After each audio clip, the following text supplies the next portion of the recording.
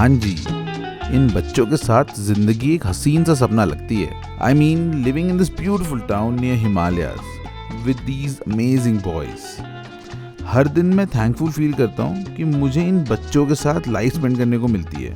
पर कभी कभी इस हसीन जिंदगी में भी ना तकलीफें आ जाती हैं। तकलीफ तब आती है जब बच्चे पड़ते हैं बीमार, और ऐसा ही कुछ हमारे साथ पिछले महीने हुआ। आखिर हुआ क्या पिछले महीने? लंबी कहानी है, सुनेगा? अरे हाँ सुनाओ ना। चल ठीक है, पर कहानी सुनाने से पहले मैं एक चीज बताता हूँ कि एक जो कहावत है ना कि जो होता है अच्छे के लिए होता है, वो असलियत में सही बात है भैया। अब कैसे, वो मैं वीडियो में आगे बताऊंगा आपको। तो चलो इससे आगे की कहानी शुरू करते हैं।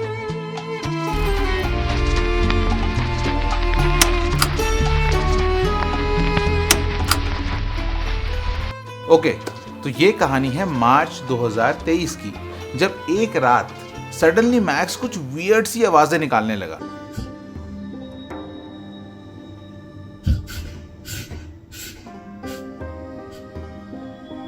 और ये जो आवाज मैक्स निकाल रहा है ना, ये सुन के मेरी एकदम से फट गई। अब आप पूछोगे क्यों, बताता हूँ। देखो, जब से आई हैव लॉस्ट मैक्स, तब से I have become very paranoid. बच्चों को हल्का सा भी कुछ हो जाता है ना, तो मैं बहुत घबरा जाता हूँ, मेरे को बहुत डर लगता है। और इस कांड के होने से कुछ हफ्तों पहले ही I saw the video of Gatsby. Gatsby एक ऐसा प्यारा सा डॉग है, इसको मैं बहुत सालों से फॉलो कर रहा हूँ। एंड वो भी ना सिमिलर तरीके से पहले स्नीज करने लगा था, समझ भी नहीं आ रहा था उसके ओनर को क्या हो रहा है। एंड देन उसकी नाक से ब्लड निकलने लगा। एंड देन जब उसको डायग्नोसिस करने के लिए गए तो उसकी नाक में कैंसर पाया गया। और आप समझ रहे हो, मैंने सीधे इस चीज को ना कैंसर से रिलेट करने लग गया और मेरे को टेंशन होने लग गई। I know I am being very very negative, but max के जाने के बाद यार मेरी पर्सनैलिटी इन बच्चों को लेके थोड़ी ज़्यादा इनसिक्योर हो गई है। थोड़ा इनका ज़्यादा मैं ना दिमाग में ना अच्छे की जगह गंदे ख्याल जल्दी आने लगते हैं। बट हाँ, डरने की ज़रूरत क्यों थी? मैंने खुद को समझाया, भाई क्यों घबरा रहा है, ठीक रहा है यार। वो मैंने शैली मैम को कॉल किया, यहाँ पे दीक्षा मैम, उनको भी कॉल किया। दोनों ने बोला, दिव्य इतनी टेंशन लेने की ज़रूरत नहीं है, वो कहीं से कोई एलर्जी हो गई होगी, तो इसको एंटी एलर्जिक दवाई दे के देखो, 2 दिन में ठीक हो जाएगा यार, ज़्यादा स्ट्रेस मत लो। तो एंटी एलर्जिक दवाई दी, पर वो जो अजीब सी आवाज़ें थी ना, जो रिवर्स स्नीजिंग थी, ये कम नहीं हुई, ये कंटिन्यू होते रही। और जब वो ठीक नहीं हुई तो मैंने फिर से बोला मैम को। मैम ने कहा, अरे नहीं ठीक हो जाएगा, 1-2 दिन रुक जाओ। और 1-2 दिन बाद इसकी नाक से निकल गया खून। वो खून देख के ना दोस्तों मेरी हो गई हालत खराब। मैंने कहा, बाप रे भैया, ये तो सेम गैट्सबी वाला सीन लग रहा है। मैं इतना घबरा गया, मैं इतना डर गया। आई एम सो नर्वस, मेरे हाथ पैर कांप रहे हैं, पता नहीं क्यों। छोटा सा बच्चा है यार ये मेरा। तो मैंने शैली मैम को भी कॉल किया, दीक्षा मैम को भी कॉल किया। तो देखो, दोनों ने मुझसे बोला कि भैया तू पहले काम डाउन हो जा, ऐसा घबराने वाली कोई बात नहीं है। And then they told me the reasons जिसकी वजह से डॉग्स की नाक से खून निकलता है। सो पहला रीजन होता है चोट लगना, यानी कि ट्रॉमा। दूसरा रीजन होता है लीच का घुस जाना। तीसरा रीजन होता है टिक फीवर। और चौथा रीजन होता है ट्यूमर्स या कैंसर। तो सबसे पहले हमने कराया मैक्स का ब्लड टेस्ट, जो कि बहुत डिफिकल्ट था क्योंकि मैक्स सुई से ना बहुत ज्यादा डरता है। बस हो गया। कुछ भी नहीं है बाबू, हो गया देख बाबू, कुछ नहीं कर रहे हैं उसको। बस कुछ नहीं हो रहा है, कुछ नहीं है, कुछ नहीं कर रहे बाबू, भैया कुछ नहीं कर रहे, कुछ नहीं हो रहा। अब जब ब्लड टेस्ट हुआ ना दोस्तों, तो बाकी पैरामीटर्स तो ठीक आए मैक्स के, इसकी प्लेटलेट्स थोड़ी सी कम आई। तो जब मैंने वो रिपोर्ट्स शैली मैम और दीक्षा मैम को भेजी, तो दोनों ने बोला कि यार देखो, हो सकता है कि इसको टिक फीवर हो, क्योंकि इसकी प्लेटलेट्स हल्की सी कम है, और टिक फीवर से नाक से कभी कभी खून भी आता है। तो दोनों चीजें लिंक भी हो रही थी। अब प्रॉब्लम क्या हो गई कि भैया टिक फीवर का टेस्ट तो यहाँ होता ही नहीं है पिथौरागढ़ में, वो होता है दोस्तों बरेली में। अब मैंने बोला यार यहाँ से बरेली जाना है, कल ही निकलूंगा सुबह, पर बरेली जाने से अच्छा मैं दिल्ली चले जाता हूँ ना, मैं गुड़गांव चले जाता हूँ शैली मैम के पास, कि जस्ट इन केस कोई और कॉम्प्लिकेशन आ गई तो कम से कम वहाँ पे सारी फैसिलिटीज हैं। तो हमने भैया मॉर्निंग में अपना बैग पैक किया और हम निकल गए गुड़गांव के लिए। अरे कैसे डर रहा है, अरे पागल, ज़्यादा एक्साइटेड हो गया, समझ ही नहीं आ रहा। अरे प्यार से, अरे प्यार से। ये मैक्स बैठा हुआ है, धरी इमोशनल हो रहा है, रो रहा है। गुम्मी चले, गुम्मी धरी को बाय बोला। तो इमोशनल हो रहा है। अरे ठीक हो, क्या जाएगा यार। दोस्तों फाइनली हम निकल गए। मैक्स ने अपना मुंडा बाहर निकाल दिया। पता नहीं यार, अभी तक ना ब्लीडिंग ऐसा इतनी ज्यादा नहीं थी, 1-2 ड्रॉप निकल रही थी दिन की, पर जैसे गाड़ियाँ बैठे तब से ना ज्यादा ब्लीडिंग हो रही है। देखो ये ब्लड लगा हुआ है मैक्स का। अभी तो ब्लीडिंग रुक गई यार। घर पहुंच गए ना, और मेरे को ऐसा लग रहा है कि जैसे मैक्स गोस्ट को ढूंढ रहे हैं, मतलब पूरे घर में इधर उधर भागे जा रहा है। शांत हो जा पप्पू, शांत हो जा। हाँ ना, निकल ही रहा है यार, ये देखो ये पूरा अभी तो रुक गया था, अब निकलने लग गया, पता नहीं कितनी देर और निकलेगा यार।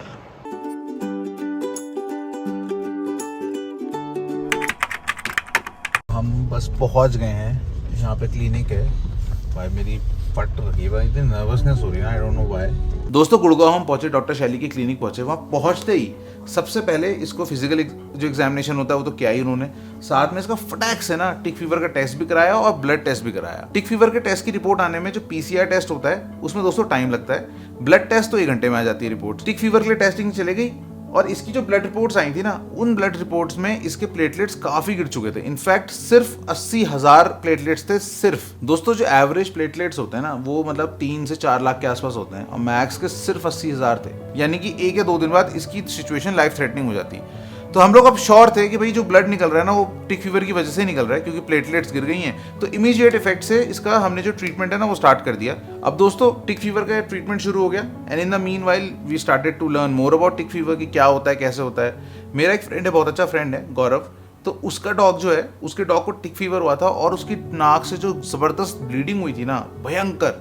तो वो मुझे समझा रहा था, बता रहा था कि भाई देखो you have to be very careful, tick fever की वजह से ब्लीडिंग होती है, लाइफ थ्रेटनिंग सिचुएशन होती है। एंड आई वाज कन्विंस्ड कि यार ये जो ब्लड निकल रहा है ना टिक फीवर की वजह से ही निकल रहा है। 2, 3, 4 दिन मैक्स को ट्रीटमेंट चलता रहा, दवाइयाँ चलती रही है ना, जो भी इसके ट्रीटमेंट हो रहा था वो बढ़िया से हो रहा था। एंड इसकी जो प्लेटलेट्स है ना वो राइज करने लगी।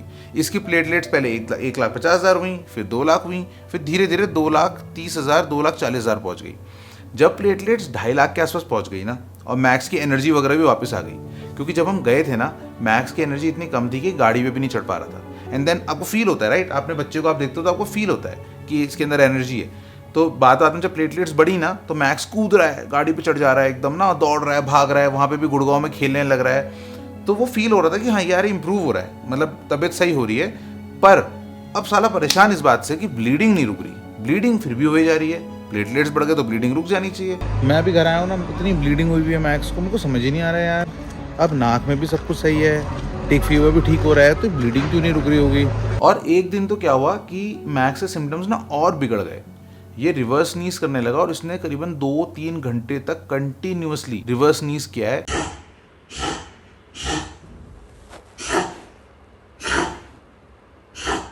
And we got so scared कि यार क्या इशू है। तो ये चीज हमें समझ में आ गई कि भैया मैक्स की नाक में ना जो भी प्रॉब्लम थी वो टिक फीवर से रिलेटेड तो नहीं थी, क्योंकि टिक फीवर एक सेपरेट प्रॉब्लम थी, वो ठीक हो गई है, पर वो तो प्रॉब्लम अभी भी है। तो फिर हम शैली मैम के पास गए तो उन्होंने बोला कि देखो अब ऐसा है, टिक फीवर तो कैंसिल हो गया, ठीक है, चोट इसकी नाक पे लगी नहीं है। अब आप एक काम करो, इसका कराते हैं सीटी स्कैन कराते हैं और राइनोस्कोपी कराते हैं। उन 2 चीजों की मदद से हमें ये पता चल जाएगा कि इसकी नाक के अंदर लीच है या फिर इसकी नाक में ट्यूमर्स या कोई फॉरेन बॉडी है। मैक्स का सीटी स्कैन और वो राइनोस्कोपी होनी है, तो बस मैक्को के पॉटी करा रहे हैं। हमें आज जाना है GK2, वहाँ पे एक हॉस्पिटल है मैक्स वेट के नाम से, तो वहीं पे होना है सब चीजें।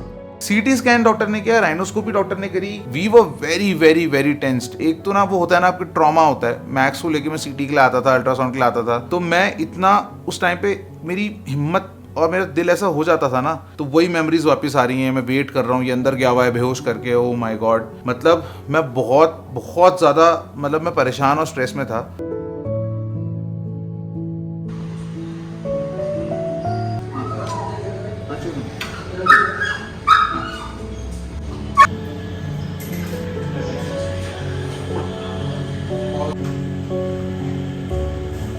पर जब डॉक्टर आए इवेंचुअली, उन्होंने बोला कि भाई हमने अच्छे से नाक वाक चेक कर ली, नाक के अंदर कुछ नहीं है, ना कोई फॉरेन बॉडी है, ना कोई ट्यूमर है, ना हमें लीच दिखी। मैंने कहा ओ भाई थैंक गॉड। अभी भी डॉक्टर आए थे, उन्होंने कुछ भी नहीं है नाक के अंदर, सब क्लीन है। मैंने अभी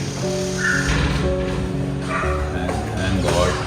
जब हम घर पहुंचे ना, अब मेरा दिमाग खराब, यार खुश तो हूं मैं कि कुछ नहीं निकला, स्ट्रेस इस बात का कि भैया नाक के अंदर अगर कुछ नहीं है तो फिर ब्लीडिंग क्यों हो रही है। तो आपने टिक फीवर भी टिक कर लिया, ठीक है, टिक फीवर भी हो गया खत्म, चोट भी नहीं लगी है, लीच भी नहीं दिख रही है, और भाई कोई ट्यूमर भी नहीं है, तो ब्लीडिंग होने के कोई और चांसेस ही नहीं होते। सो हम पहुंच गए शैली मैम के यहाँ, और आज मतलब मेरे को ना पहली बार यहाँ की टेंशन नहीं हो रही भाई, पहली बार फर्स्ट टाइम एवर, क्योंकि मुझे पता है कोई छोटा सा ही इशू है, ये कोई बड़ी प्रॉब्लम नहीं है, क्योंकि भाई जो गंदे वाले सारे टेस्ट थे वो हो चुके हैं। पैदल चल तू, इंसान की तरह ही चल, 2 पैरों पे चल तू, पैरों पे खड़ा हो गया अपने, बड़ा हो गया। काफ़ी देर शैली मैम से डिस्कशन हुआ है ना, बेसिकली कंसर्न यही हो रहा है कि राइनोस्कोपी सीटी में बिल्कुल क्लियर आया, टचवुड, सब कुछ क्लियर आया एकदम। तो ये जो ब्लीडिंग है वो इतनी ज़्यादा क्यों हो रही है, और दूसरा मैक्स को नाक में इरिटेशन, तो वही ब्लड क्लॉट हो रहा है जो भी हो रहा है, बट ब्लीडिंग इतना क्यों हो रही है, तो उसके लिए we just want to make sure कि टिक फीवर की वजह से है तो ठीक है, नहीं है तो अगर कोई और टेस्ट कराने तो करा लेते हैं। क्योंकि भाई अगर हम यहाँ से पिथौरागढ़ चले गए और वहाँ पे कोई दिक्कत आ गई, भाई मतलब कुछ, भाई मैं मतलब बाबा का थैंक यू करना चाहता हूँ कि भाई मेरे को इतनी अकल आ गई। बाबा ने इस लाइक बनाया है कि भाई मैं हाथों हाथ यहाँ दिल्ली आ गया सब कुछ छोड़ छाड़ के, नहीं तो भाई 2 या 3 दिन अगर टिक फीवर और बिगड़ जाता ना मैक्स का, इसकी प्लेटलेट 1 लाख से कम आ गई थी। बहुत डेंजरस सिचुएशन में हम लोग जा रहे थे, बहुत ज़्यादा। अब हुआ क्या ना, मैं आपको बताता हूँ मजे की बात। इसके बाद 2 दिन बाद ब्लीडिंग भी बंद हो गई, ठीक है, ब्लीडिंग बंद हो गई मैक्स की, और हम बड़े खुश हो गए कि यार चलो मैक्स ठीक हो गया। पर ये खुशी हमारी ज़्यादा देर चली नहीं, क्योंकि सडनली मैक्स फिर से रिवर्स नीज करने लग गया। पता नहीं यार सडनली क्या हो गया। अभी हम जा ही रहे थे बस शैली मैम के यहाँ, पर पता नहीं एकदम से ये इसके नाक में से लग रहा है कि कुछ ब्लड क्लॉट या कुछ फंस गया है। पता नहीं यार सुबह सुबह क्या हुआ, मेरे को समझ में नहीं आ रहा, एकदम से हार्ट फेल होने वाला था, डर के मारे। पता नहीं क्या हुआ एकदम से यार। बहुत सारे लोग कह रहे हैं नाक में लीचेस होंगे, टिक्स होंगे। यार वो राइनोस्कोपी करा तो ली, वो नाक के अंदर से कैमरा डाल के पूरा चेक कर लिया, सीटी स्कैन करा लिया, कुछ नहीं है दोस्तों, कुछ भी नहीं है। जो भी इशू है ना, इसका ये टिक फीवर रिलेटेड ही है, जितना भी तक समझ में आया है। Good boy. समझ ही नहीं आ रहा यार क्या हो गया एकदम से। वैसे जब वो मुंह खोल रहा है ना मैक्स, तो काफ़ी रिलैक्स्ड है। नाक में उसको इरिटेशन है, तो अब वो ना बस उसका एक चेस्ट एक्सरे के लिए गया हुआ है, वो अभी ऊपर ही होता है। चेस्ट एक्सरे इसलिए करा रहे हैं, चेक करने के लिए कि कोई लंग रिलेटेड इशू तो नहीं है। वैसे तो आई एम श्योर नहीं होगा, क्योंकि खांस नहीं रहा है ना वो। और आज सुबह से तो भाई वी वर सो हैप्पी कि वो खेल रहा है, मतलब एक्टिविटी लेवल बढ़ गया उसका। तो प्लेटलेट्स भी बड़े हुए आए हैं, 2 लाख से ऊपर हैं प्लेटलेट्स। समझ ही नहीं आ रहा यार क्या है। 1-2 दिन के बाद एक दिन जब मैक्स पानी पी रहा था ना नॉर्मली, तो मैक्स की नाक से ऐसे हमने कुछ निकलता हुआ देखा, और भाई जो फटी है ना हमारी, भाई साहब वो लीच थी। तो दोस्तों अभी हमने देखा कि मैक्स की नाक से ना लीच निकल रही है। और भाई मैं इतना हैरान हूँ। मैंने भी शैली मैम से बात करी कि भाई मैक्स और टालो ने सीटी स्कैन किया, राइनोस्कोपी करी, सब कुछ करी, उनको इसके नाक के अंदर लीच नहीं दिखी। कितना अनलाइकली हो, कितना मतलब बेवकूफ़ बनाते हैं, क्या करते हैं कि इनको तो बाद में देखेंगे। फिलहाल शैली मैम को कॉल किया है, संडे है, अभी रात हो गई है, 8:30 बज चुके। मैंने कहा मैम इस कुछ करो, तो मैम कह रही मैं आ रही हूँ क्लिनिक में, अपनी टीम भी उनकी आ रही है, और अभी वो कह रही है कि मैं इसकी नाक से वो लीच वगैरह जितने निकल रही है, जो भी निकल रही है, निकाल देती हूँ।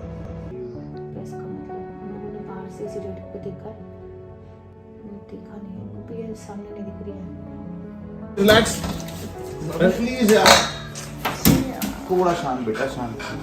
अब आइए ऐसे नहीं आएगा, ये उसी टाइम पानी डाल के उसी टाइम नीचे निकल हाँ निकल गई थी अभी, पता आपको निकल गई। पानी के साथ ही निकलेगी, वैसे छुप जाएगी वो। सॉरी मैंने ज्यादा कर ली। स्टे बहुत बहुत बाहर आ गई आ रही अभी काफी बाहर आई थी। ये तो जीभ से चाट के उसको बाय कर रहे हैं क्या वापस? आई थी अभी भी आई थी, देखा मैंने, अभी भी आई थी। खोपड़ी पकड़ के रखो इसकी। आई मम्मा आई, काफी बार आई थी।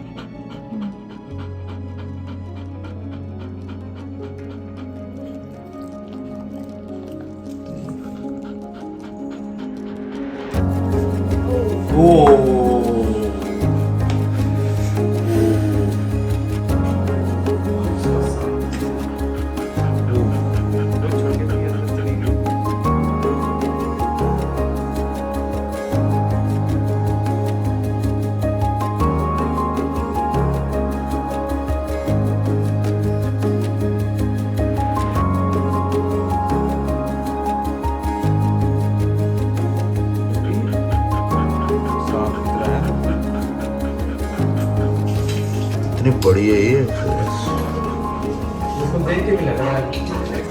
होपफुली निकल गया जो भी था इसके नाक से। आई होप ये लास्ट हो। दोस्तों इस लीच निकालने के कारनामे के बाद शैली मैम का नाम हमेशा के लिए निंजा शैली पड़ चुका है, जो कि आप लोगों ने रखा है कमेंट्स में उनका नाम निंजा शैली, क्योंकि क्या रिफ्लेक्सेस थे यार उनके, लीच गायब। तो खैर it was a big relief for us, and ये एक तरह से 2-3 हफ्ते जो हमारे बीते एकदम रोलर कोस्टर की तरह बीते। पर मैंने आपको एक चीज बोली थी ना कहानी के शुरू में, मैंने आपको ये बोला था कि देखो जो होता है अच्छे के लिए होता है। ये कहावत सही है। ये कहावत सही क्यों है मैं आपको बताता हूँ। दोस्तों अगर इसकी नाक के अंदर लीच नहीं गई होती ना तो कोई चांसेस नहीं थे कि पिथौरागढ़ पे हम टाइम से इसका टिक फीवर को डिटेक्ट कर लेते। क्यों? क्योंकि भाई साहब दिन भर यहाँ उधम काट रहे थे, ठीक है, गोस्टू के साथ हाइक पे भी जा रहे थे। अगर इसकी नाक में लीच नहीं घुसी होती, वो ब्लड नहीं निकला होता और मैं दिल्ली नहीं गया होता तो टाइम पे इसका ब्लड टेस्ट नहीं हो पाया होता, टाइम पे इसका टिक फीवर डिटेक्ट नहीं हुआ होता और वो चीज मैक्स के लिए लाइफ थ्रेटनिंग भी हो सकती थी, क्योंकि मैक्स की प्लेटलेट सिर्फ 80,000 थी। जिस हिसाब से वो गिर रही थी ना, पिथौरागढ़ में प्लेटलेट्स थी 2 लाख, 3 दिन के अंदर हो गई थी 80,000। तो आप सोच सकते हो कि अगले 2 दिन में वो कितनी हो जाती और 50,000 के नीचे ब्लड ट्रांसफ्यूजन कराना पड़ता दोस्तों, जो पिथौरागढ़ में इम्पॉसिबल था। दोस्तों ये वीडियो मैंने इसलिए बनाया कि मैं चाहता था कि जो चीज़ हम पे बीती ना, ये बहुत कॉमन चीज़ है जो कि होती है अक्सर, कई सारे लोगों के साथ हुई है। एंड आप में से तो सारे लोग मुझसे कह रहे थे लीच है लीच है लीच है, पर भाई देखो मैंने अपने एंड से सारी चीज़ें टेस्ट करी थी, कोई तरीका ही नहीं था ये पता लगाने का कि इसकी नाक के अंदर लीच है, क्योंकि ब्लीडिंग होने के बहुत सारे चांसेस होते हैं कुत्तों में और इसके उसमें तो टिक फीवर निकल ही आया, पर वो ब्लीडिंग टिक फीवर की वजह से नहीं थी फॉर्चुनेटली, और जो टिक फीवर भी इसको हुआ था वो सबसे लेस हार्मफुल वाला टिक फीवर था। तो ये था दोस्तों, यही थी हमारी जर्नी और ये रोलर कोस्टर राइड थी, मैक्स की नाक से लीच निकलने की कहानी थी। एंड आई होप आपको ये कहानी सुन के अच्छा लगा हो, आपको थोड़ा इन्फॉर्मेटिव भी हुआ हो। और एक चीज़ और मैं आपको बता देता हूँ, सीटी स्कैन में लीचेस नहीं दिखती, लीचेस सीटी स्कैन में नहीं दिखती। लीचेस को डिटेक्ट करने का सिर्फ तरीका है कि वो फिजिकली आपको दिख जाए और कोई तरीका नहीं। तो अगर आपके डॉग की नाक में कभी ऐसा कुछ हो तो बस भगवान से दुआ करो कि उस लीच का पेट भर जाए और फिर वो डिहाइड्रेट हो जाए और वो पानी की तलाश में बाहर आने लगे। बस यही तरीका होता है लीचेस को बाहर निकालने का। ठीक है दोस्तों, आई होप आपको वीडियो अच्छा लगा हो। एंड अगर आपको अच्छा लगा तो प्लीज़ वीडियो को लाइक करिएगा, कमेंट सेक्शन में आप बताइएगा आपको क्या फील हुआ हमारी जर्नी के बारे में। आपने तो व्लॉग्स भी देखे थे। एंड अगर आपने चैनल को सब्सक्राइब नहीं किया है तो प्लीज़ चैनल को सब्सक्राइब कर लीजिए। अब हम मिलते हैं अगले वीडियो में, तब तक के लिए the Himalayan husky over and out.